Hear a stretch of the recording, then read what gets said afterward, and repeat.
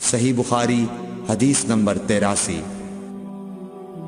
حجۃ الوداع میں رسول اللہ صلی اللہ علیہ وسلم لوگوں کے مسائل دریافت کرنے کی وجہ سے منا میں ٹھہر گئے تو ایک شخص آیا اور اس نے کہا کہ میں نے بے خبری میں ذبح کرنے سے پہلے سر منڈا لیا۔ آپ صلی اللہ علیہ وسلم نے فرمایا اب ذبح کر لے اور کچھ حرج نہیں۔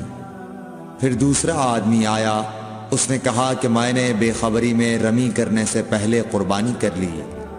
آپ صلی اللہ علیہ وآلہ وسلم نے فرمایا اب رمی کر لے اور پہلے کر دینے سے کچھ حرج نہیں۔